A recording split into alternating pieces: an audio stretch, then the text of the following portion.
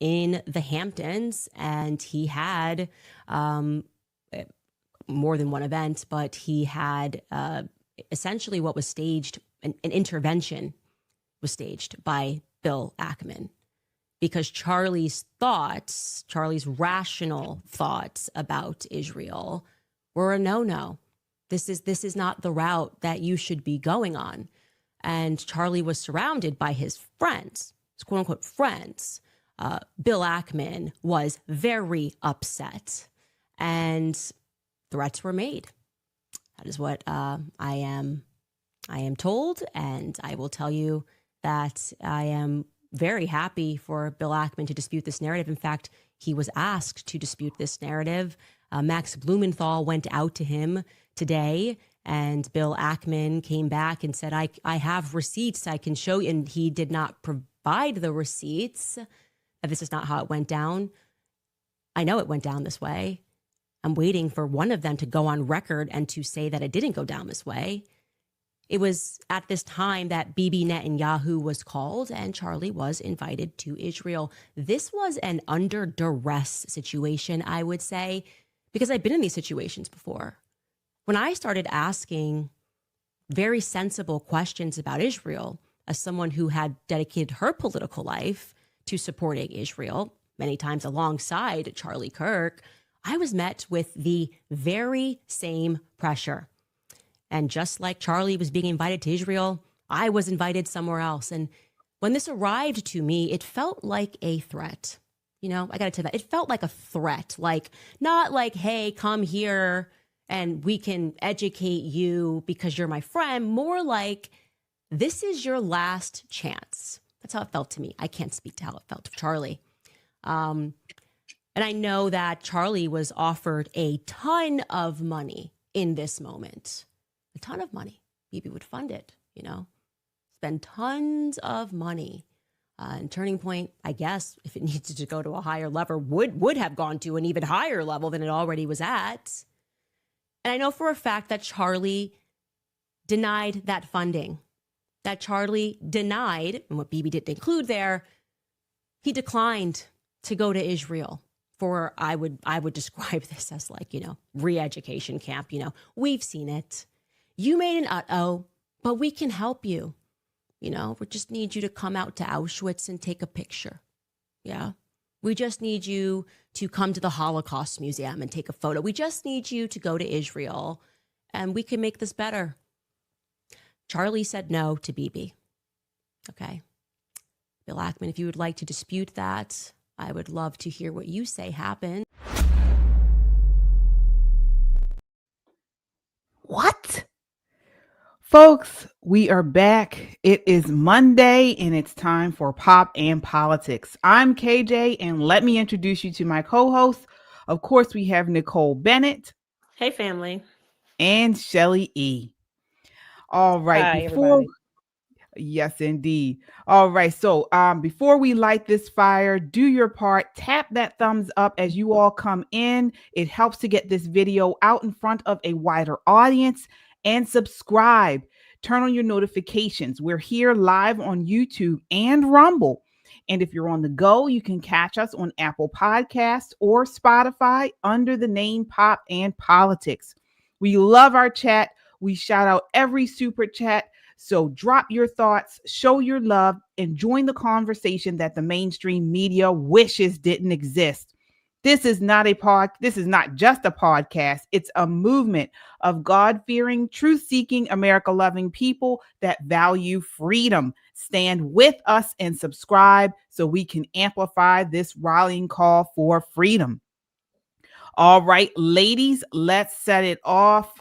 Lots to get to. Of course, we are opening up tonight's show. We're going to get into all of the latest revelations in the investigation of the assassination of Charlie Kirk, but we got to talk about this. So, as you guys can see, and with really since the assassination, Candace Owens has been going on and on about Israel being somehow a part of this awful, awful event. And at the top of the show, as you just saw, She came out today with some more accusations of sorts. And so before we play what Officer Tatum says, I want to get you ladies' first reactions to her making these claims. Shelly, what do you think of what she said? It's exasperating. I'm at the point now when I hear people, I guess on the right, I guess primarily, say Israel, Israel, Israel, blame Israel. It reminds me of many Black people or people on the left who say racism, racism, racism. This is how I liken the two now. Now, having said that, that doesn't mean that there's never any racism. It doesn't mean that Israel may not be wrong about some things, but this is beyond. This is beyond. This is, to me, it's disrespectful. It is disdainful. It's disgraceful that she's doing this. And it's not only her. I'm guessing these people are related to her in the sense of the same idea. I've heard some things about Ian Carroll. And I think I saw something on Twitter with Harrison. I think he's want to say Harrison Smith. Forgive me if I'm saying the name incorrectly. But and a few other angles all over social media this weekend. My point is this. Even if Charlie Kirk told her whatever, even if he told her this as a friend in private, whatever, why is she the one coming out saying all this stuff? Yeah. It's utterly unfreaking believable. Nicole, what are your thoughts? So I think we need to look a little bit deeper into the situation, and let me just give you guys a different perspective. So Candace is a narcissist, and we all know that. People love her for being narcissistic and throwing a little conspiracy theory, and you got yourself a hit podcast. However, since the passing of Charlie Kirk, what we have seen for conservative groups is as Charlie Kirk, his family, and Turning Point USA has sucked all of the oxygen out of the room. They've sucked up every donor dollar and some dollars that we didn't even know existed. They have taken over that space. 32,000 new chapters in 24 hours. The grieving widow crying into a coffin. Those are images that you can't compete with, except if you come out and say, no, I know who really did it. I know the reason why. I can't prove it. I just have a bunch of innuendo and my friends who are going to back me up on said innuendo. But this is not about Charlie. It's about me and maybe a little bit of Charlie, right? This is not something specific to Candace. We're starting to hear some other groups come out because, again, if you're used to a steady drumbeat of people lauding you, saying, oh, you're wonderful, you're great, and then suddenly it's over, it leaves a vacuum for people who are narcissistic enough to believe that the world is only about them and rotates only when they say rotate and in the direction that they say. This is the undoing of Candace Owens. Yeah, I put myself in the shoes of the widow. So if, God forbid, my husband passed away or, in some way or was murdered and we're grieving. I mean, we haven't even had a funeral yet. Mm-hmm. We haven't even had a funeral yet. Okay. And I've come out and I've addressed the world about what I felt they needed to know. No one else has that we currently know that have been friends or were friends with Charlie Kirk has said this. Now, mind you, the photos and videos that Candace Owens shared of she and Charlie Kirk were from years ago. All right.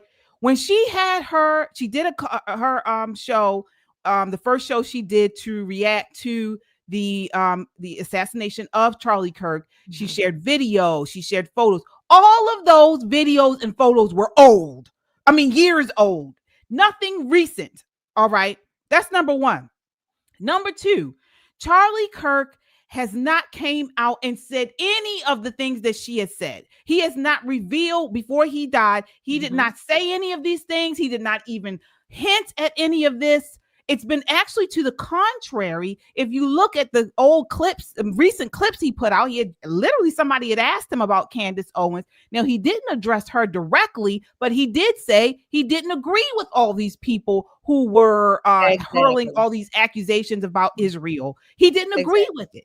So what she's actually doing, I mean, this is really bad.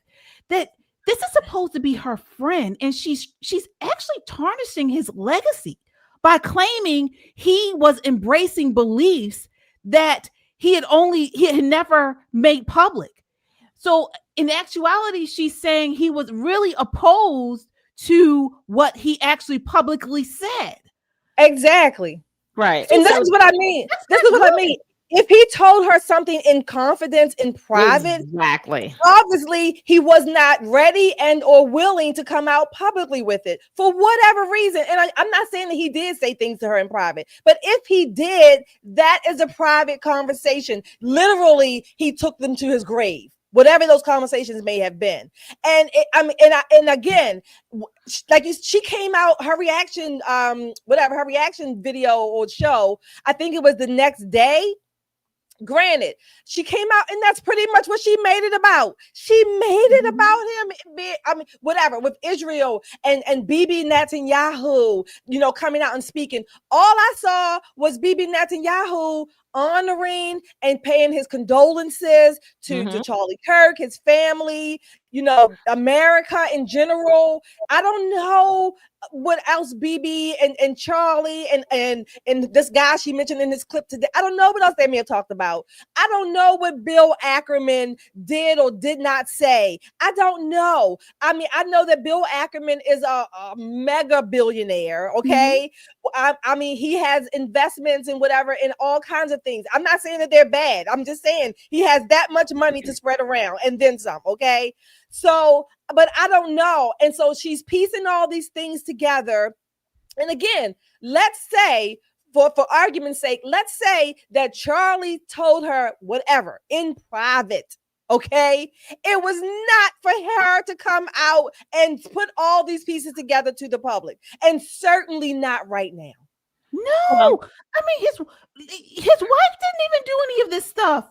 She mentioned in her broadcast, she was like, these people are evil, but she didn't say any of this stuff. I mean, what a low life to do this. Well, if she felt this way, why not go to his wife? Exactly. This is my point. I think there's a lot of this is spinning this narrative toward her, not toward the man and his wife and his children, right?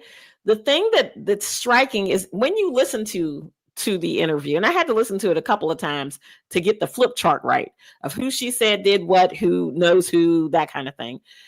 And it seems to me that she was trying to reach out to Bill Ackman's people to get Bill Ackman to deny a denial, right?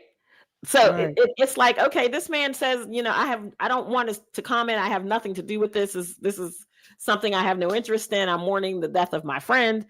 So she reaches out to the guy who's the editor at Gray Zone. And then Max tries to reach out to Bill, and neither one of them are responding to Candace at this point. Right? Because everybody's friend still has not been buried. My goodness. We were just at the Kennedy Center yesterday for him. He has not yet been buried. All eyes on making sure his wife and his family are okay, right? Yes. And then we can worry about the conspiracy theories and, now he's turning his back on this and that and the other thing. I get that this may just be the way that she grieves, right? She may go down into a rabbit hole. It may just be who she is as a human being. I don't know what it is, but it is an incredibly distasteful at this point. I think Candace is smart. I think she is incredibly capable. I think she does indeed have a good nose for investigative journalism when she's in the zone, so to speak. But this is not the moment. Even if all of this is true, let's play devil's advocate. If all of everything she said is true, that Bill Ackman, called Charlie up, invited Charlie to meet with BB invited Charlie to Israel, and then told him, we want to take a picture of you in Israel. So the fuck what? Right? You see what I'm saying? In the grand scheme of things, this matters nothing. Absolutely nothing. The man is dead. It does not make a difference. And if he was really your friend, those last conversations you had with him would be so personal and so private, and you would hang on to them for dear life to honor your friend's memory and to make sure that his widow doesn't see any more hard days. Because God knows she's got her plate full. The last thing she needs is you going down a rabbit hole on her. Yeah. Just my personal opinion. Yes. Oh, we have some super chatters here, folks. Let us know what you all think. I mean, again, we are not saying this, like you mentioned, Nicole, whether this is true or false. What we're saying is this is not the time, exactly. nor the way to do this. All right, let's see here. We have MT with the $5 super chat. Says what she's doing right now is exactly what Charlie described as mind virus. He did. He mentioned this in a Q&A. Don't think they were friends anymore. Notice only showed years old texts. Exactly. That's what I noticed too, MT. Thank you so much. All right. MT says saying he felt he was spiritually hostage in his last days. Is that why he was still giving Shapiro a platform for Israel PR just 6 days ago? Exactly. He was on there. He did Megyn Kelly. I encourage you all to watch the full broadcast. And what she's saying, as far as the way he was thinking, it was nothing like that. All right. MT says again, she is a vulture. It's literally demonic to lie on a dead man. No better than the left. That's what you said, Shelley. It's similar to what the left does. Her Tucker, Ian, sick and hinting at new investigation. Yeah. We'll see. She also says Bill Ackman just put up $1 million to his family while Candace is using his name for profit. It's exactly. Disgusting. Only his wife should speak for him. Yes. I agree. MT again. And this whole thing of only eye candy pandy can get to the bottom of this while she just makes things up is gross. I feel bad for her gay. Oh, gay husband. Oh, dead. We got another clip. I wanted to make one more comment, but I'll watch the clip first. We'll watch the clip first. Yeah. So this is Officer Tatum. Tatum. He is talking about these accusations and he's responding to them. Take a look. This is clip 3. Let me tell you something about Mossad and assassinations. Put your thinking cap on. You assassinate people to make an example. You don't assassinate people and hope nobody know you assassinated the person. What kind of stupid stuff are y'all saying? If Mossad or Israel wanted to make a point, they would make it clear that they assassinate this person. So if you do what that person did, you'll be assassinated. They're not gonna celebrate the guy and act like they never did it. Charlie Kirk's death made him bigger, made him more prominent, made everybody realize who he was. It's no reason to assassinate a person to highlight who he was. Charlie Kirk loved Israel. He went there. He was an advocate for Israel more than anybody else that you know. There was parts where he questioned certain things, which is not anything different than any other Israeli would question. And do you think that they kill him for questioning like this? With all the other anti-Semites out there, you think that Charlie is they gonna take out Charlie when you got people online that are just inundating the internet with anti-Semitism. Everything they say is the Jews. They stubbed their toe in the bedroom on the dresser. The Jew made the dresser, so they stubbed their toe on it. Charlie Kirk was assassinated by a devil, indoctrinated by left-wing media and left-wing ideology. But they claim that the Jews run the media, which indoctrinate people in order to get them to kill Charlie.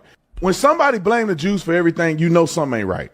If somebody like Charlie, which I agree with Charlie, when you say, dang, that's kind of weird that they were able to do that on October the 7th. Everybody can say that was weird. Now, the next thing you do is you listen to the people that have an explanation for it and you see if the explanation makes sense to you.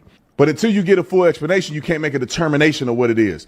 But Charlie questioned that, which I understand because I would question the same thing. I was in Israel and I was like, that seemed like that was kind of hard to do, but it's not impossible to do. They're gonna kill you over that? Come on, bro. The biggest Zionist in America was Charlie Kirk. The most prominent Zionist in America was Charlie Kirk. All right, roll the clip. This is one of the clips they play to say this is what Charlie was turning on Israel. Roll the clip. Jewish donors, they have a lot of explaining to do, a lot of decoupling to do, because Jewish donors have been the number one funding mechanism of radical, open border, neoliberal, quasi-Marxist policies, cultural institutions, and nonprofits. This is a beast created by secular Jews.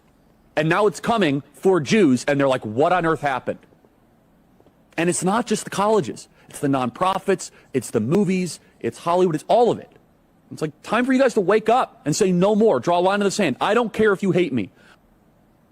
Now, the difference between Charlie and anti-Semitism and anti-Semitic nut jobs is that Charlie said secular Jews. Nobody on planet Earth would argue with Charlie that secular Jews are an issue in voting in some of these scenarios. Benjamin Netanyahu isn't necessarily a leftist secular Jew. Benjamin Netanyahu is a conservative. He loves Trump. He's a conservative. Charlie's talking about these Jews that are liberals, like these dumb Negroes that vote for Democrats. And then he said, now they're coming for the Jews, which means that these secular Jews who hate conservatism and vote for these leftist ideologies and policies have implemented and encouraged administrations and policies that's anti-Jewish. Yes. Yes. Now, Shelly, what are your thoughts on that, on what he said? So Brandon earlier, he took the thought. I was thinking the same thing. If Mossad or Bibi Netanyahu had Charlie Kirk assassinated, why Charlie? Because Candace even said herself that Charlie, well, I guess after he was dead, unfortunately, that Charlie was the one who called her, earlier in the spring saying Trump wants you to stop talking about Macron and all. So, but why kill Charlie if he was doing what they asked him to do? There are plenty other people to go after who are vocally anti-Semitic or who are vocally anti-Israel, whatever. I mean, much more so. I'm not saying anybody should be, let me clear that up, okay? I'm not saying anybody should be assassinated, but if the law, why Charlie? If he was the one doing whatever it is that they wanted him to do. That doesn't make sense. I'm looking for the motive as well. I'm looking for the motive as well. And again, Nicole, I want to get you in on this, but we're talking about people who we have seen with Charlie Kirk right up to his passing. Officer Tatum was with him. We saw them together. Mm-hmm. He was even with Ben Shapiro. He was with Megyn Kelly. We know his wife.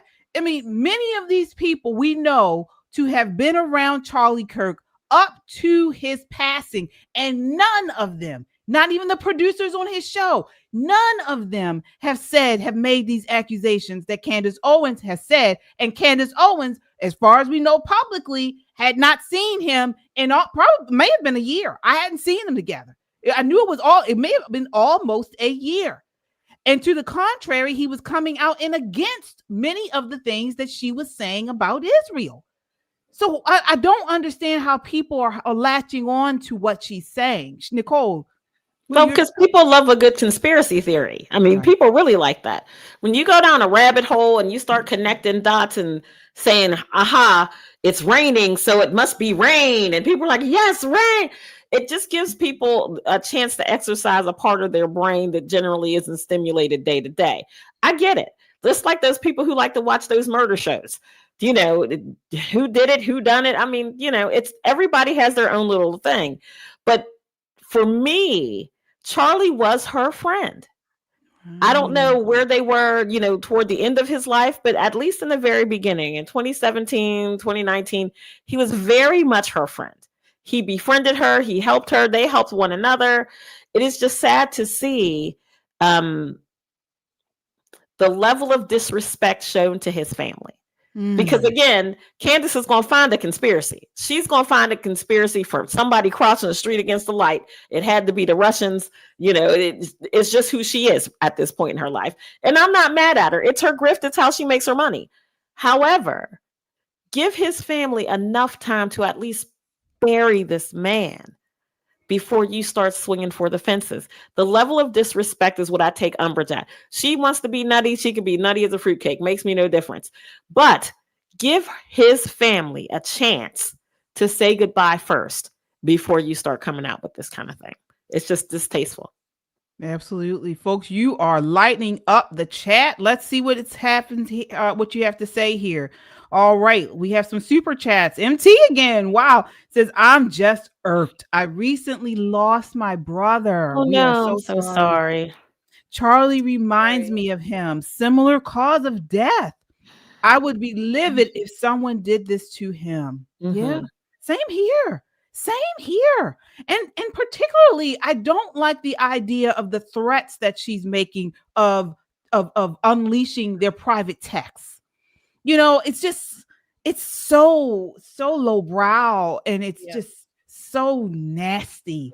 Especially when there's no definitive, these accusations she's making. It's like she's piecing it together. And like you said, those texts didn't say anything. She said that man, I forget which one, didn't respond. Maybe he doesn't want to respond to this foolishness. Maybe he's grieving, Candace. Maybe he's spending time, maybe with the Kirk family or whatever. But maybe he just does not want to go down this manner, this hole with you, and certainly not right now. No, probably because he's seen what happens to people who respond. Again, and how do you respond to disavow something you've disavowed? I mean, it doesn't, what she's asking him for, he couldn't give her even if she wanted it. Do you know what I mean? He can't say, well, yes, I had conversation with Charlie. Yes, Charlie planned to go to Israel. Yes, Bibi Netanyahu invited him.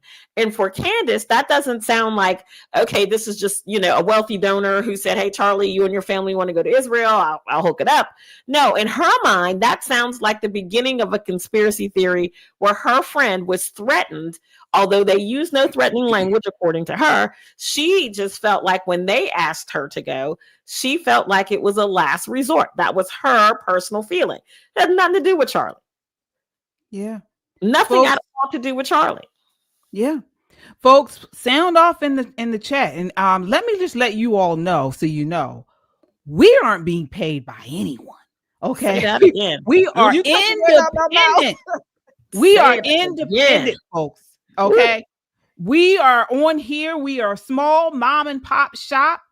And we are independent. We're not being paid by Qatari. We're not being paid by Israel. We are making it. You all are paying us. Okay. Let's not cut ourselves short. Qatar, if you would like to donate to Pop and Politics, you can hit that Cash App. We're happy to have it.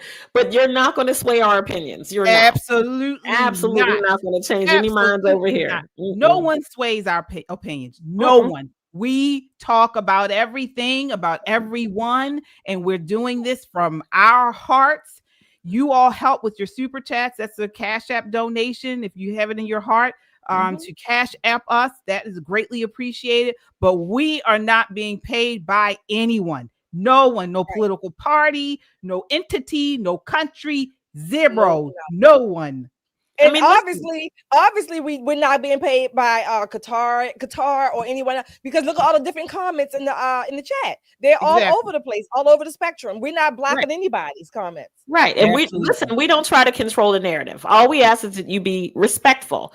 And this is the same thing I'm asking of Candace in this moment. Give this woman a chance to say goodbye to her husband before you start coming for strings. And I'm not saying if she pulls the string, a rabbit might not fall out. I don't know what she's on. I don't know what she's looking for. I don't know what the end goal is, right? And mostly with Candace, you never know what the end goal is because the goal keeps moving. When you can't prove this, you move over here and try to prove that so that you can then say this and that were the same thing.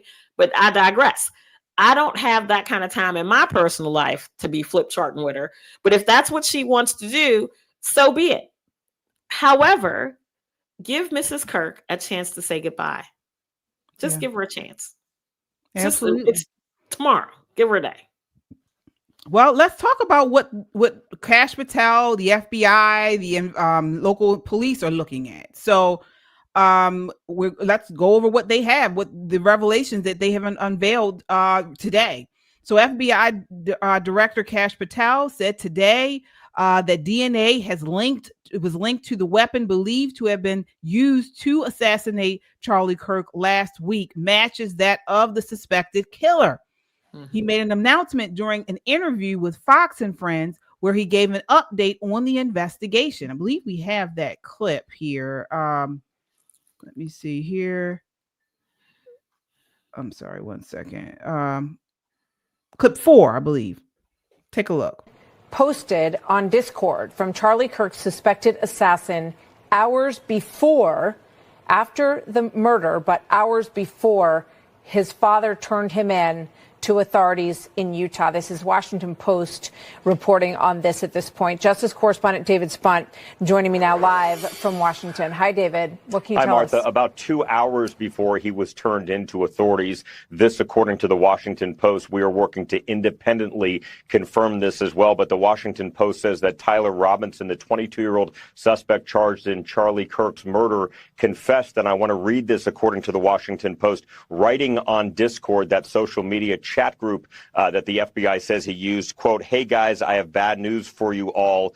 It was me at UVU yesterday. I'm sorry for all of this." This coming from the Washington Post. Now, this comes as DOJ officials began late last week and over the weekend looking at the potential for at least one federal charge. No guarantee they'll get there. A department spokesperson declined comment, but a source familiar said investigators are not ruling anything out at this time, especially his online gaming presence, his chats, as we just mentioned. Who was he talking to?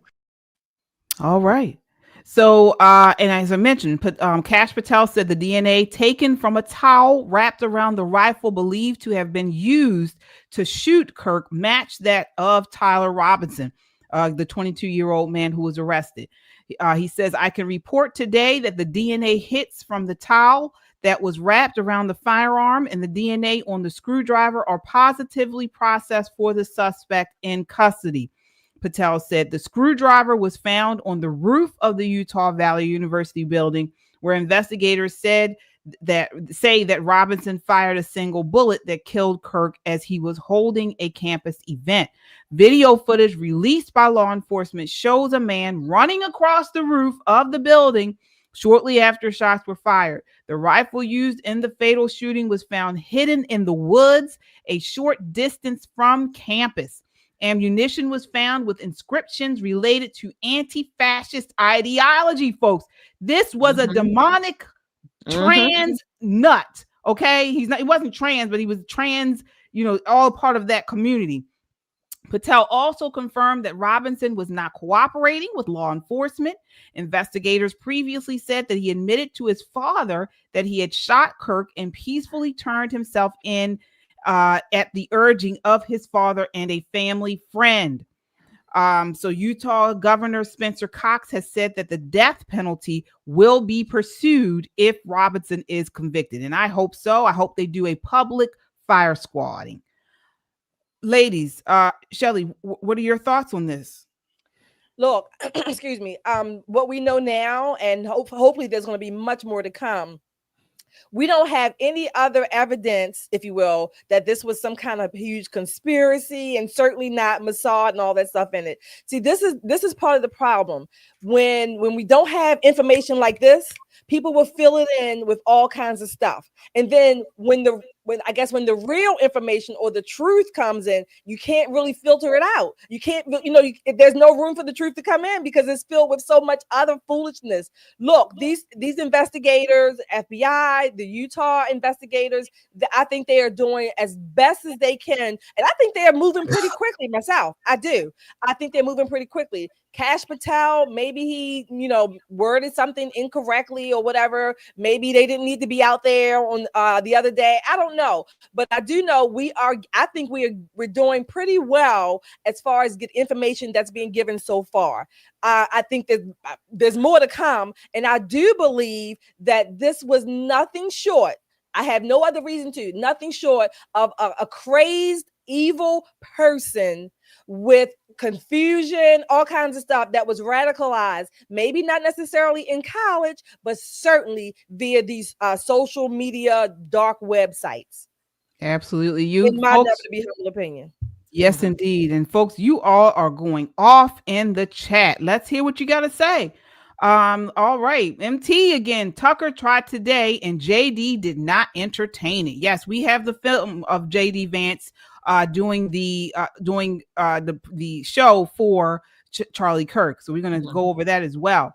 MT says Ackman also put up 1 million reward for the shooter and Robbie Starbuck and others. While they were doing that, she was tweeting about Netanyahu. Yeah. I don't get it. I really don't. And folks, if you guys are new to the show, we've been fans of Candace Owens. You know, we've supported Candace Owens, but just within the last couple of years, I just can't get behind what she's doing. I mean, it's just weird. It's bizarre. It all started from the whole following behind Kanye West, and it just went down from there. Hail Mary says, off the subject, but you ladies are looking lovely this evening. Oh, thank you. Thank you so much. All right. MT with the $5 super chat says, also Ackman hung out with him in person this summer. When was the last time she did? I said the same thing. Ackman put that in his tribute. She's pretending it was a secret. Yeah, there's been no connection between her and Charlie Kirk for a very long time. So I'm curious about that as well. Dallas says the Baphomet is also transgender, just saying. Okay. Yeah. Yeah. He says thoughts on how the shooter even got the gun. That part. Yeah. I don't know. Last I heard, I think it was it something to do with his fan? I don't know. But apparently there's some network involved with this. He did not act alone. There are multiple trans and all these other types of Marxist groups that have been fueling this thing, and so they're trying to connect the dots with that, hopefully. Right. MT says also, if Candy was still friends with Charlie, she would know Trantifa was still stalking him. Andy knew, Charlie knew, but not Candy. Suspicious. It's all suspicious. All of it. I mean, it's very random. Yeah. It's all very random. You know, the crazy thing about it is if she was really wanting to help Charlie, if she was really wanting to honor her friend, she would be on the story of this shooter with all of that, you know, frenetic, crazy ADHD energy. She would be figuring out what his mama had for breakfast the day he was born to give us a better idea of what happened, instead of looking to blame someone else who may or may have been in the room when Charlie was at the Hamptons, probably at some point during the summer. And what happened at the Hamptons, he was going to go to Israel. I mean, like, if you're going to be hyper about it, do something productive. Everybody really wants to know what's going on with the shooter, you know, with his transgender boy girlfriend. I don't know what that is. I'm not calling them transgender anymore. I'm just calling them transvestites fight. Right. So the transvestite that this dude was shacking up with tells me that, you know, he was having some bit of a kind of an emotional time. Something was not quite right. Let's get an investigation on that, Candace. Can we focus in on that? No, she can't. You know what? I mean, I know we've been saying that she's been narcissist. I've said that for a long time, in spite of having agreed with a lot of some of the things she puts out.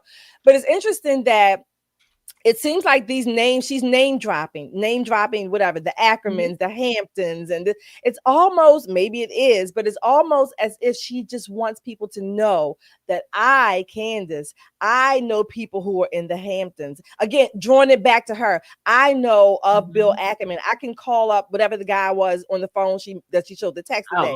It's almost like she's name dropping just to bring the attention back to herself. It's just, and not only that, it doesn't even come across as sincere on the screen. It doesn't. It just doesn't come across as authentic or sincere. It just doesn't to me. It just doesn't. You're right. I watched her episode afterwards. Well, first she always has to throw out, "I'm Catholic and I had to go to a priest and I had to pray," and all this type of stuff. And it's just like, okay, everyone knows you're Catholic. I mean, why do you have to say that all the time? I'm Catholic. I'm Catholic. And like ever since she's become this Catholic, like she's like the number one Catholic in the world right now. And she, right under Mary. And so it's just like, I don't understand. Then she was talking about just, and he was my friend, today, like she said, it's just, it's I don't know. It just, like you mentioned, it comes across as very inauthentic. We've seen many people have been talking about Charlie Kirk, their friends. I challenge you all, encourage you all to watch the episode by Allie B. Stuckey.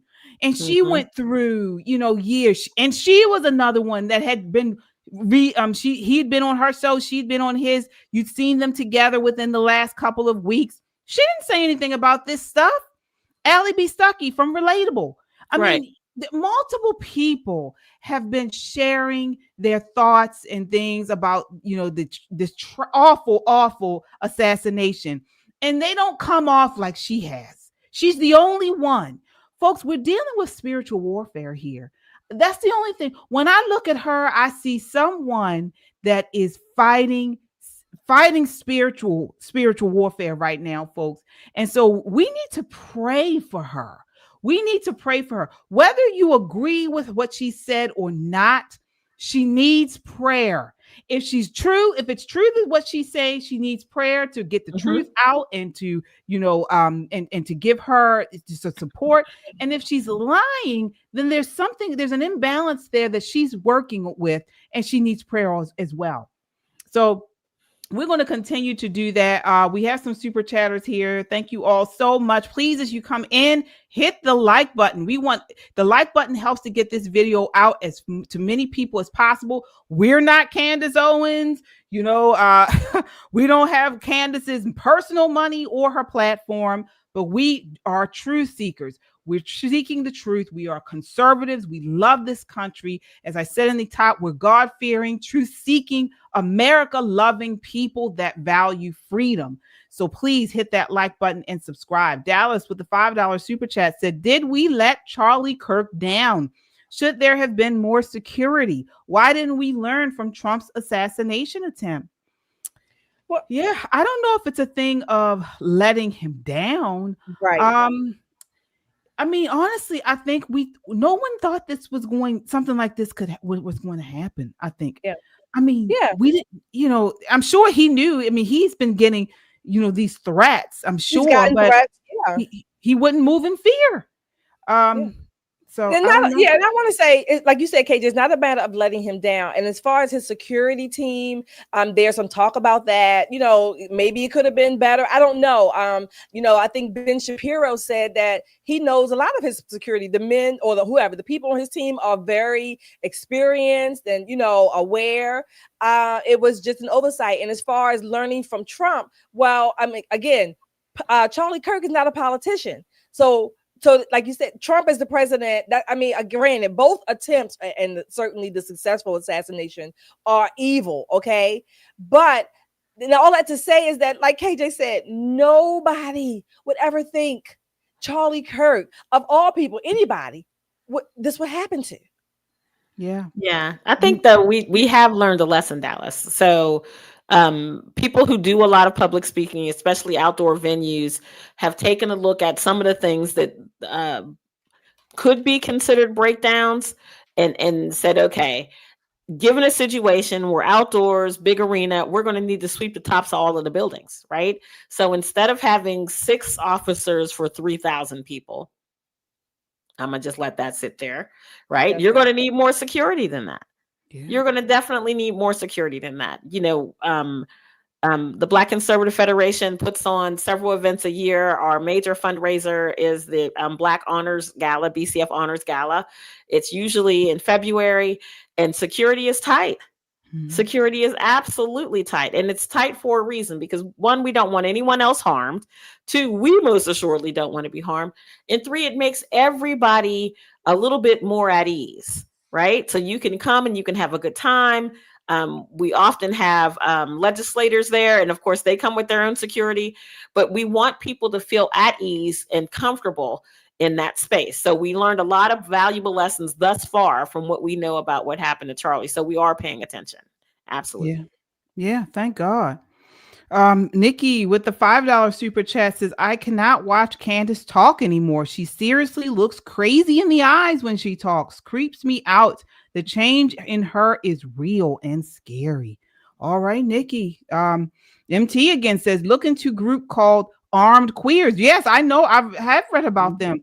Last year, there was a trans cult, Zizian, that took out Border Patrol officers. No MSM coverage. Absolutely. Yeah, this trans cult is dangerous. It's dangerous.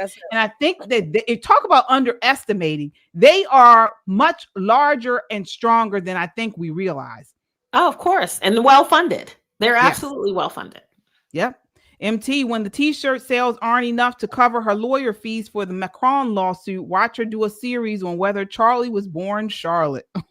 Oh my gosh. JT says, well, Candace is actually a man. You heard it here first. Lord, great show, ladies. Oh my gosh, folks. Yeah, well, thank you all so much. Please hit that like button. We have so many people watching, almost 2,000 people. We want to get these likes up, folks. Please like the broadcast. While you're here, share it with on your social media timeline. Send it in a DM. Again, folks, we are conservatives. We are patriots. We love this country. If you saw our broadcast following the Charlie Kirk assassination, we were just so torn up about it. And so we're here to stay, and we appreciate your support. So I want to get into these woke pastors. All right. So how many of you guys in the chat went to church on Sunday and your pastor said something about this assassination attempt? I'm curious to know that, if they said something, and if so, what did they say? Well, this pastor here had a lot to say, and it pissed me off. This is the Reverend Doctor. You know, they always got to be Reverend Doctor Bishop Howard John Wesley out of Alexandria, Virginia, gave a disgusting sermon on Charlie Kirk. This is clip 1. Take a look. Charlie Kirk did not deserve to be assassinated, but I'm overwhelmed seeing the flags of the United States of America at half-staff. Wow. All right, ladies, we got to unpack this. I mean, the vicious, vile things this man said, unapologetic racist, called him honoring evil, a weapon of the enemy. Shelley, what are your thoughts on his sermon? Let me see. I'm going to read what I wrote for my notes. When racism or race is your God, you can't see the real God of Abraham, Isaac, and Jacob. You just don't. Because that racism or this race, it blinds you. Okay. You just cannot see the real God. This was from the pits of hell. And not only that, what he said, if you go onto, I don't even want to give the site, but if you go onto Instagram and you look at the comments, I compared it to 2 different posts, this same clip, and you look on the comments on one of those clips on, one of the sites, the comments are equally vile. I have to say, if those are the people he is teaching in his church, they are a faithful flock to that shepherd, if you want to call him that. But he's leading them astray. He's leading them astray. This man, again, I'm going to go with what I said. Racism and race has become, or has maybe it always has been, but it's certainly in 2025. It is this big. It's a God. It's a God to a lot of people. It is their God. Whatever your skin color is, or whatever your race is, if you got good blood or bad, it is a God. It is worshiping a God that is not the God of Abraham, Isaac, and Jacob, not the God that we know. Talking about separating the wheat from the tare, it's awful. This is evil. This is awful. Yeah, it really was. Nicole, what are your thoughts? Even demons need leaders. Even demons need leaders. You know, folks, you got to be careful when you're picking a place to get your spirit fed, because there are places that look like churches, that sound like churches, that will entertain you to no end with the latest gospel hits as if you're listening to the radio. But your spirit is getting fed a steady diet of hate, a steady diet of bigotry, and misinformation. So let me speak to Democrats in a language that they understand. Standing in the pulpit, spewing, regurgitating half-truths, misunderstood language, disinformation, and misinformation is not godly. The fact of the matter is, I will tell you, preachers in America who stood in the pulpit on Sunday and said anything other than this man who believed and was faithful died a horrible death, and I abhor that violence. Anything other than that, who brought the social into the pulpit, your parishioners should get their handbags and walk out the door. Because, see, we don't go to church for social. You're supposed to go to church to get your spirit fed, to commune with other people like minds, to share your concerns, work together as a community. But these are the same people, guarantee you, that were stumping for Kamala so hard, he probably danced a hole in the floor. You know, when I think about the state of Black America and how good it would have been, or how good we could be, if the Black church made a resurgence, then you take a look at this man. And you know now, there are going to be a lot of people who are not going to make the cut. A lot of people who believe this man, who think this man is of God, who sat there and listened to him spew this hate, and were okay with it. Sometimes church is just a social club, folks. Yeah. I, after watching and listening to that, first I want to say I rebuke that man and what he said in the name of Jesus. I plead the blood right next to you. I plead the blood. Yep. And the sad thing is that there are more pastors, bishop, doctor, reverend, doctor, bishop, more of them in our community than we need. And guess what? The fruit has shown that they are sowing destruction. They are sowing destruction. They're so-called leaders, and the community is going to hell under their leadership. Okay. But guess what? They will be judged harshly. And I pray that God's judgment is swift. The Bible talks about not many of you should become teachers, my brothers, for you know that we each will be judged with greater strictness. And I pray God's judgment is there. I really do. I really do. These people are false prophets, and people who are listening to them, I pray for them as well, because they're being led down a false road. We have a clip here. This man, the things he said. Now, I'm going to first say this. I don't agree with everything Charlie Kirk said and did. I don't agree with everything. I agree with most of what he said. I don't agree with everything. There were some things he was very harsh on. I don't particularly agree with his stance on Martin Luther King Jr. Now, I don't know if it's right. I haven't done enough research into the accusations that he was making, but I don't necessarily agree with it. That's okay. But what this pastor just said about him was totally false. And here's a clip, this next clip that shows it. Let me see here. This is clip 7. Give me one thing that white people and black people have different biologically. Don't change the question of this. Like DNA-wise, we are different. No, we're not. That's a lie. It has been disproven. Front page of National Geographic 6 months ago. Racism created by society. If you look at DNA independently in a science laboratory, they cannot distinguish between a black person or a white person if they look at just the DNA, because the only difference is the melanin.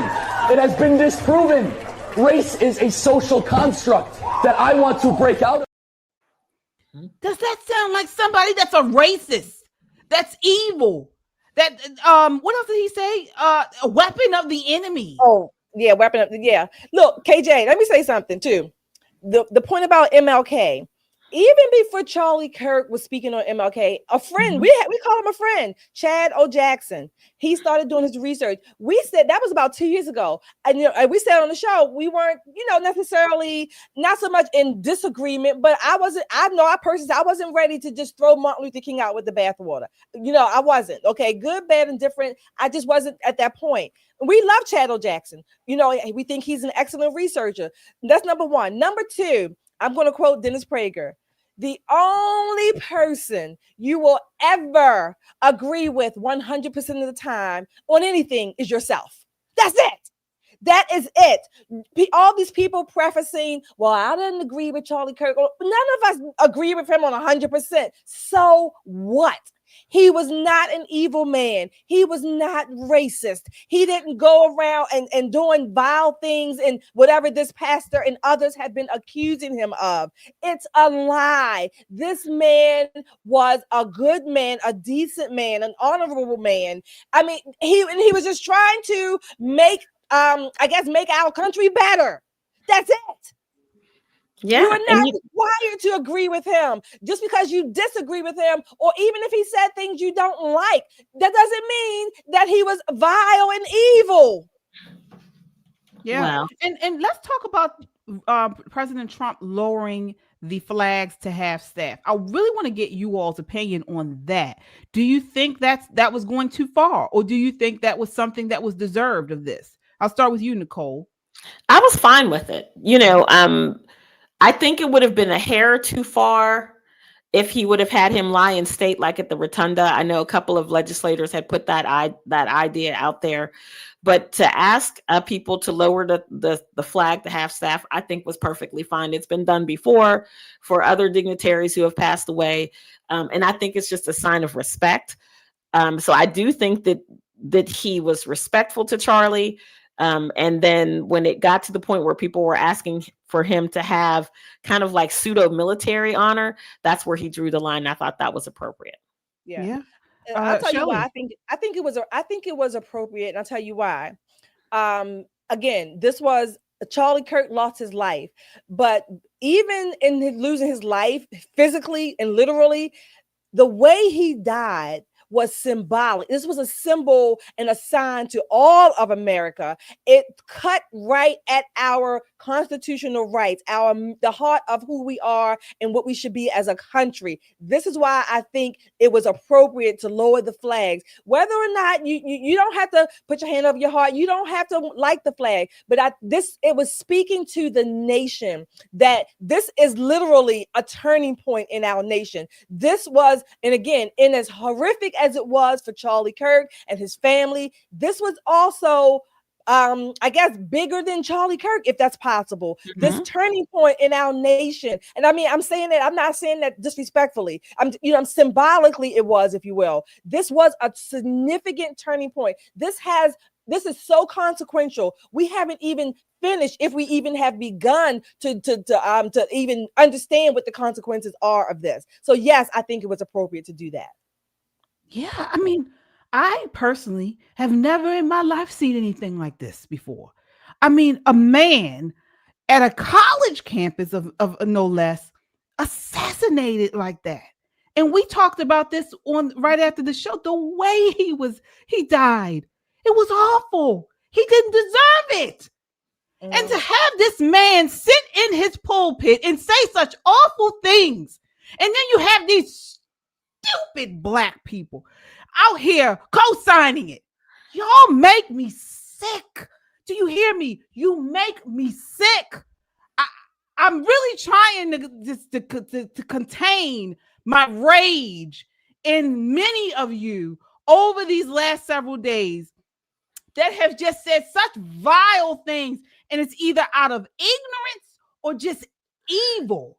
Either you really don't know that these are lies, or you know, and you just are so blinded by your race that you just want to continue to perpetuate. You don't care why this man died. It was because he was a white man. You say it. Really care. It's restorative justice. You make me sick. You really do. That's it. Race, this idea of race, and because someone is white, to many Black people is on par again with those who keep saying Israel. And I'm going to add another one here. It's on par with this TDS syndrome, because I thought about this today, and I'm kind of working this out. Another consequence or another point that came to my mind is the person, I should say, so far as we know is only one, who assassinated Charlie Kirk. It was, to me, not really. It was a part of it was saying they were trying to get to Trump because he was so close to Trump. So I threw in this idea in my head. This is another level of TDS.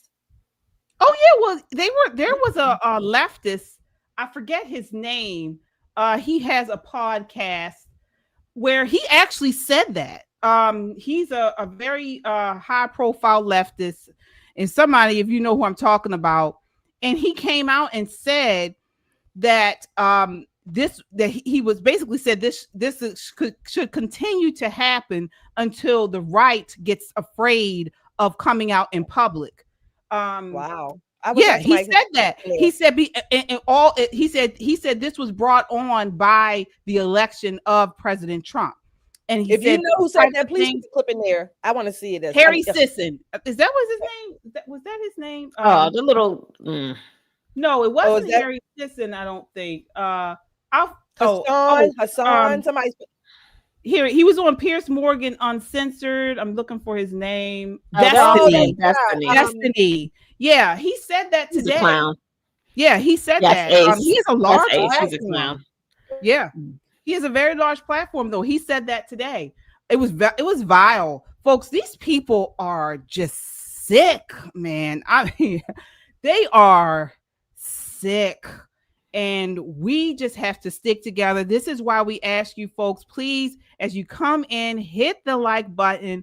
We need to band together, and it's not about race, it's not about gender. At this point, it's about shared values and love for our country.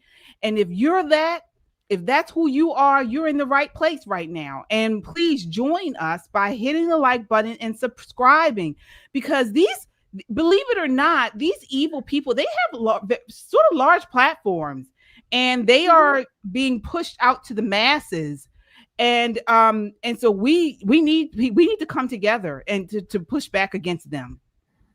All right. Speaking of that, we have some super chatters here. Thank you all so much. All right, Trader Grave with the $5 super chat. Hey, thank you so much. Thank you. MT says her fans in here talking trash or talking about Candace Owens. Why don't y'all go ask her why so many men, including Milo, say her husband is on the DL? Now I don't know about that. I don't know. So Rodeo Gal 86 with a $10 super chat. Thank you so much. Thank you. All right, Jay Keller with a $20 super chat says Candace is spiritually compromised. Hailing Mary and praying the rosary, she is denying Christ. Her conversion to Catholicism has compromised her, and her message esoteric and lacks wisdom. Folks, we did a whole thing on this on Christian conservatives. Definitely check out Christian Conservative, my other YouTube channel at KJ Christian Conservative. We did a 3-part series on Catholicism, Islam, and Candace Owens' conversion. Definitely check it out. It was really good at KJ Christian Conservative. It was an awesome show. And we went through it. We spent 3 entire episodes talking about this. And it was something, we had a pastor on, we were going through biblical and historical context. Check it out. Mickey Corngay with the $5 super chat says that preacher is ignorance with a microphone. Absolutely. All right. Chadwick with the $5 super chat says this is why I left the Black church. All right. Yeah, absolutely. I'm getting sick of that too. Go ahead. No, I'm getting sick of these designations, the black church, I've been sick of those too, been over those for years. Yes, absolutely. Absolutely. House of Petty says KJB used a maliciously falsified study in her dissent on AA. She has still not made a correction. The study is the most quoted for 5 years. Oh, wow. Okay. All right. No, I did not know that. But yeah, check me out at KJ Christian Conservative. Again, we did a whole series on Catholicism, Islam, and Candace Owens conversion. 3-part series, was really good. So 2 more chats. Oh, we got more. Okay. VFR 1200. RIP Charlie. Dude was amazing. Yes, absolutely. Absolutely. And Scarlet Rose with the $10 super chat says, "Thank you, ladies. Just subscribe." Thank you, Scarlet. Thank you, Scarlet Rose. Thank you so much. We certainly do. We appreciate you. All right. Want to move right along. I mean, talking about people who were speaking out today, JD Vance, folks. Wow. He had a powerful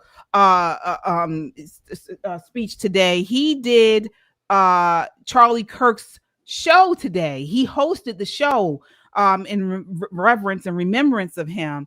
And he had a lot to say, but this really stuck out. Take a look, clip 5. There is no unity with people who scream at children over their parents' politics. There is no unity with someone who lies about what Charlie Kirk said in order to excuse his murder. There is no unity with someone who harasses an innocent family the day after the father of that family lost a dear friend. There is no unity with the people who celebrate Charlie Kirk's assassination. And there is no unity with the people who fund these articles, who pay the salaries of these terrorist sympathizers, who argue that Charlie Kirk, a loving husband and father, deserved a shot to the neck because he spoke words with which they disagree.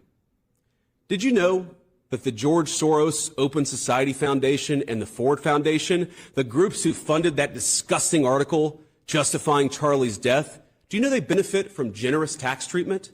They are literally subsidized by you and me, the American taxpayer. And how do they reward us?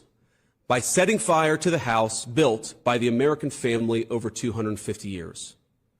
I am desperate for our country to be united in condemnation of the actions and the ideas that killed my friend. I want it so badly that I will tell you a difficult truth.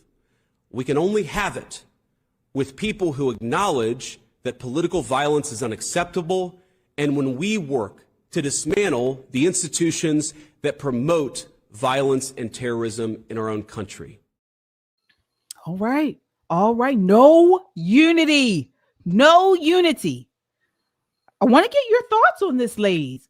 Do you agree? Is there no unity with these people? Is there no unity with that man? I won't even call him a pastor.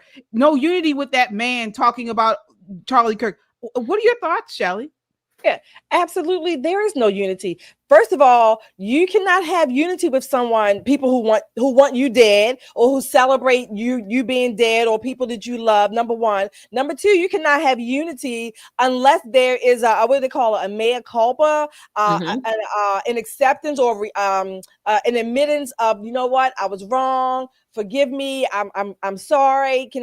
Whatever. You can't have unity there. You cannot have unity with people who have a totally different ideology, and their ideology is basically summed up in death culture, death of our country, death of children, certainly death of people, Charlie Kirk and people like him. You can't have unity with that. That's not a unifying foundation, okay? You can have unity with people who you might agree on, what do you call it, the 80-20 rule, if you will, but it also depends on what that 80-20 part is, or what that 20% part is, okay? It depends on what that exactly boils down to. But bottom line, no, you cannot have unity with people who literally want you dead.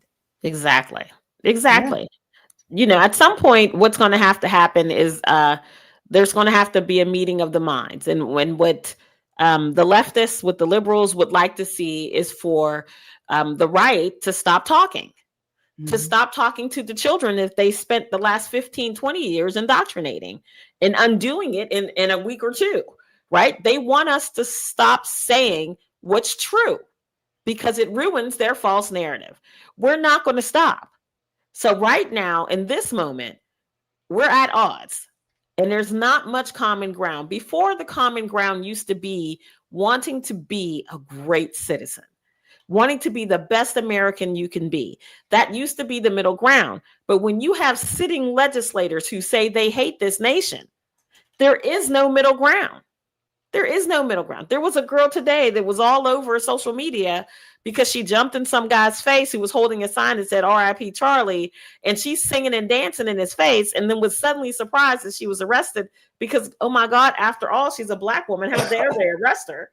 How dare they arrest her for disturbing the peace? How dare they expel her from school for violating their code of conduct? She's a Black woman. She should be exempted from that. Well, we don't believe that. We don't believe that the color of your skin should put you in or out of anything. We all have to get to a point where being a good American is the best thing. I've heard it said a few times, over the course of the weekend, we don't want 9/11 America. We want 9/12 America. You remember that day after 9/11, everybody was a patriot. There was more flags out. People were watching out for their neighbors. That's the America that we want. And we have fallen so far away from that so very quickly because of the evil, because of the hate.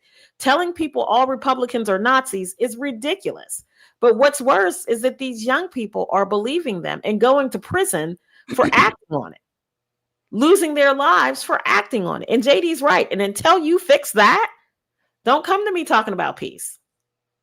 Yeah, I 100% agree. This is not the time to compromise, and it's not the time to pretend there can be unity with those who despise life, truth, and freedom. And I'm not even, the left has changed. You had leftists or Democrats or whoever on the left who are say, oh, I don't have an issue with, I'm not pro-life, but I'm not pro-choice, or I believe it should be a woman's right. Now they believe it should be encouraged. Like this is something that you instead of abstinence or instead of birth control, they believe abortion should be the new birth control. I mean, Absolutely. This is madness. The left has built a death cult and they want you to bow. But we will not bow. This is why they're so upset. We're going to stand with like minds, with fellow believers, with patriots who refuse to be silenced. This is what we're talking about. It's time to gather, folks, to strengthen each other and to fight back for our families, our faith, and our nation. And the time is now. This is not a time for silence. It's time for courage. That's what it's time for. And guess what? I'm sick of trying to convince people. I really am. You lost me, man. You really lost me this time. I'm telling you, I'm done. I started out this platform. We all did. We were trying to create a platform where we could talk to the urban community and convince them, show them truth, show them that people that look like them and speak like them, we're right here in the city. And it's, conservatives aren't racist, not all of them, we just want our country. We want we want good communities. We started out wanting to do that. We did. Y'all lost me. I'm done. I that's not what I want to do anymore. Right now, I'm talking to people who have an open mind, who are already searching. I'm not trying to convince anymore. Exactly. I'm looking for my people, and my people doesn't necessarily look like me. That's it. This is where I am right now. Family or friends, as I'm talking about too. I don't care. If you're pushing this death cult, if you're pushing these vile, if you're pushing this nastiness and this hatred and this racial idolatry, I want nothing to do with you. That's it. You said it better than I did, KJ. I had mine laced with some expletives. So there are just some people that I think are confused and they don't quite get it, right? But there are people who are not confused, who know the truth, who purposely, willfully, if you will, are gleefully unbalanced. Yeah. And it's all fun and games until somebody comes in and straightens you out. It's all fun and games until reality bites you in the butt, right? So when you see all these people all over the internet that had all this to say on Charlie's passing, and now they're losing their jobs and they're crying, and what am I going to do and how am I going to make it? Those are the thoughts, Precious, you should have had well before you took to social media to flap that trap. You're chasing fame, but have not considered the long-term implications of what you said. And by long-term, I mean more than 60 characters. I mean long-term, like it took them 2 days, the internet, to hunt you down, find your employer, get you fired, and you can come right back to the same social media that cost you your job to complain about losing said job. You have not learned a lesson. Now, those are the folks that can't come. They're entertaining, make no mistake, but they don't have the cognitive ability to be a good American at this point. They've drank too much Kool-Aid. There are some people who just aren't going to make the cut. I've been saying this since I've been on the show. Some people ain't going to make it. And, you know, honestly, it's not any one of our job, none of us, to quote unquote save anybody. Can't do it. You know, I've always been, you know, open to talk. I will talk to just about anybody, right? But I'm not trying to, you know, so much persuade you and pull you over to what I think. No, I don't. I mean, like you, KJ, been there. I don't have the patience to, you know, try to quote unquote preach to the masses, so to speak. And I certainly will not go down this racial idolatry. No, it's not. Were we talking about that clip? We were talking about that clip of Charlie Kirk. We're talking about race, right? Right. About DNA. People, this has been one of the oldest tropes or oldest things oldest tricks in the book to divide people and get them to believe this construct that, oh, your skin color means this and your skin color means that and all of these things. And this is what people focus on. And we wonder why we have not gotten beyond that. Oh, this is a tried and true method that you want to call it the enemy, demons, communists, Marxists. They use it because it works, and they still have a whole cadre, a whole congregation, if you will, of people who will follow them down the wrong path because of skin color. It's amazing. It amazes me. Yeah. And speaking of the communists, folks, we Just the Guys podcast right here on YouTube did an excellent show on how communism and Marxism are infiltrating the left in our society. Check them out at Just the Guys podcast. Their live show from Saturday was amazing. They did a deep dive into many of these issues from a communist perspective, or at least talking about the communist perspective and how it's destructive. It really is. All right, we got to go through these super chats, folks. Thank you all so much. Thank you so much. Josh Winston with the Josh. $50 super chat says, I love you, ladies. We love you too, Josh. I can feel the passion tonight. We are most critical of our own people because we want them to do better, to not be ignorant or to be taken in like sheep. I'm so critical of gays because I don't want to live in embarrassment. All right, Josh. Absolutely. Yeah, absolutely. MT with the $5 super chat says, just read Ackman's response to her. Turns out Charlie reached out to him. Candy, being a former leftist, has gone back to her roots. Demonic lies. Well, I don't know. This seems that way.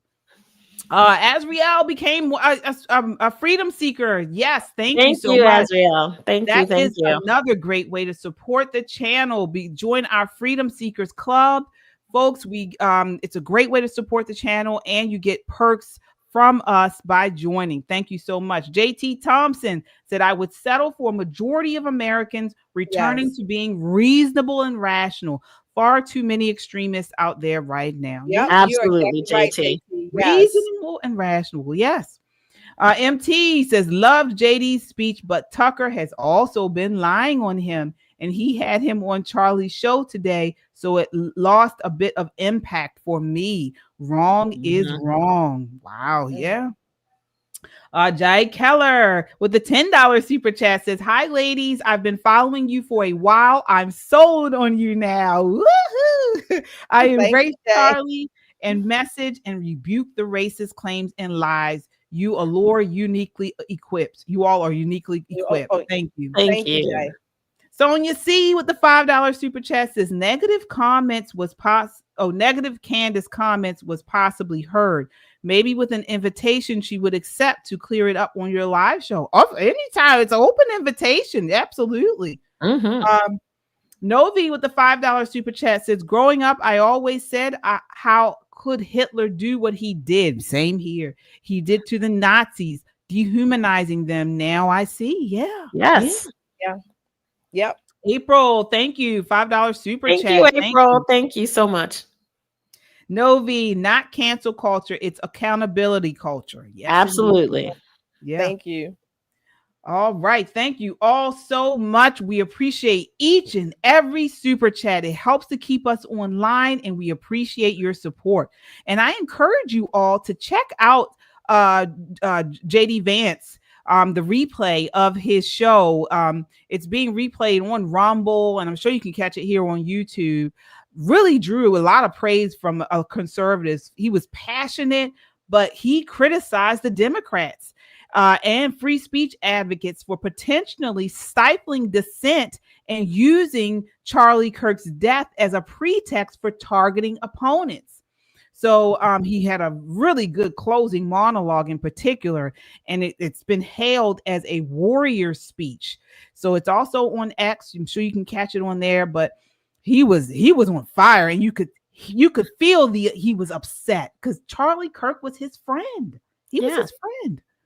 So we will continue to follow that story. This is the end of the show. We're getting to the end of the show now. We will be back on Wednesday live in the studio Wednesday at 8 p.m. Don't want to miss our show. In the meantime, you can catch the All American Talk Show tomorrow at 7 p.m. right there on at All American Talk. You can catch them tomorrow at 7 p.m. where they will be breaking down they will be debunking actually all of the lies that we have heard about Charlie Kirk. They're going to be debunking it. It's going to be a great episode, really good one for you guys to save and share with people that are putting out these lies about Charlie Kirk. That'll be good for them tomorrow, right? Because this is the first day they've been back since the assassination. So right.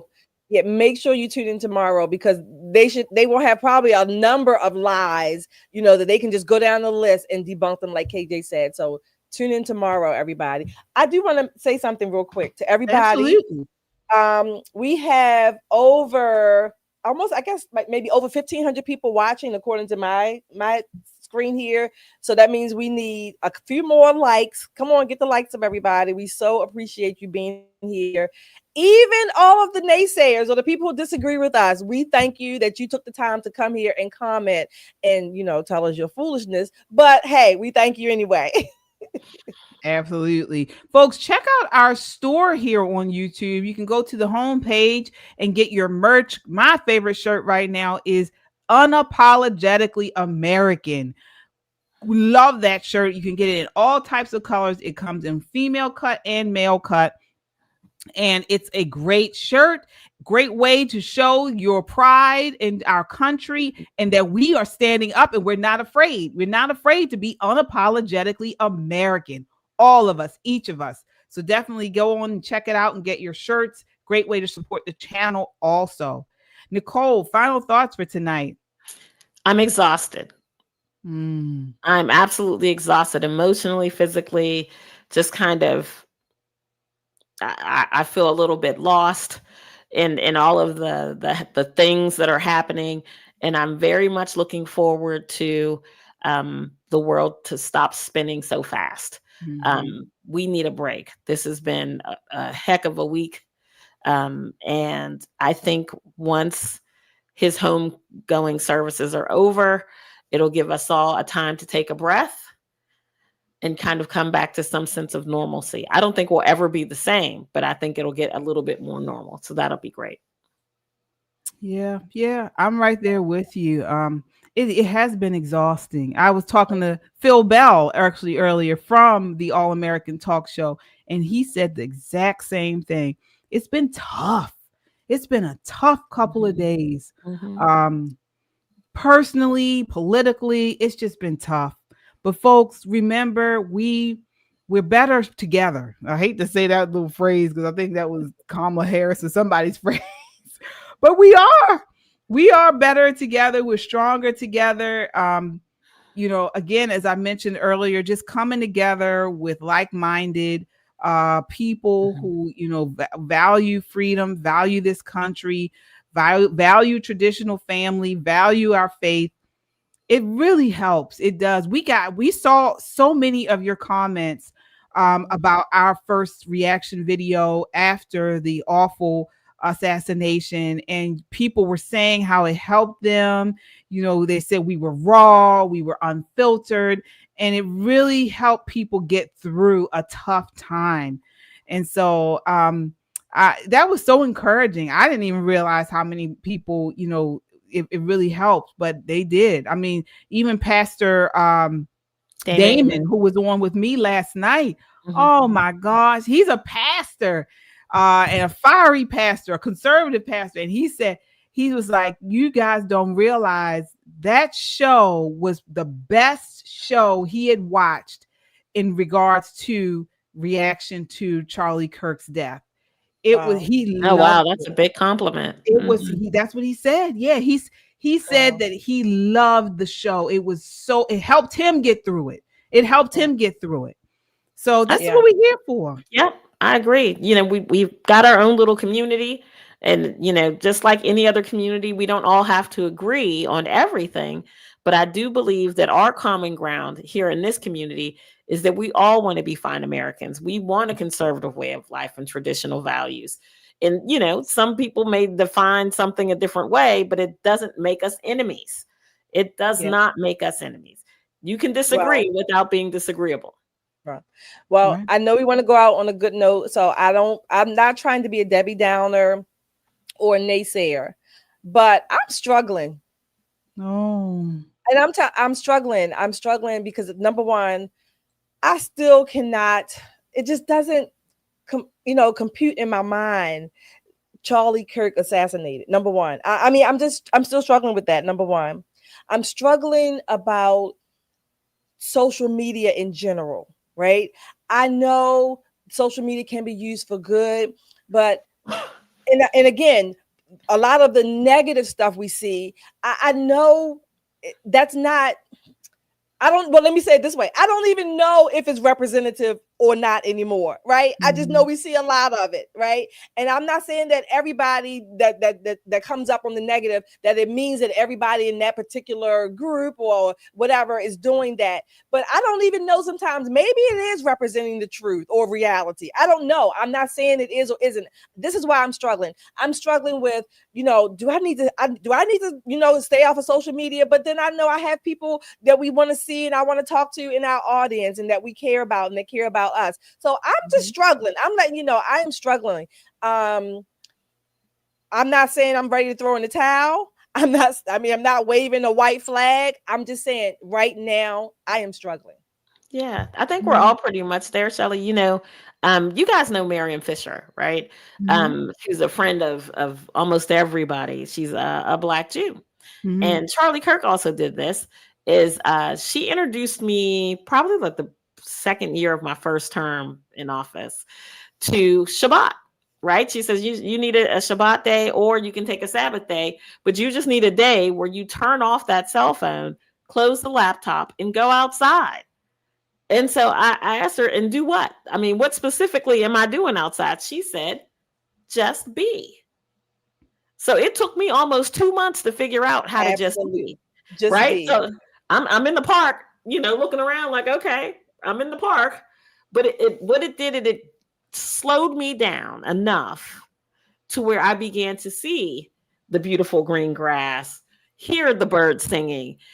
Sometimes we get so whipped up in the things that we have to do, the things that we have going on, that we miss all of the simple things. And by taking that time out, no electronics, which, for me is a thing because I had like 4 laptops, 3 cell phones, and a partridge in a pear tree.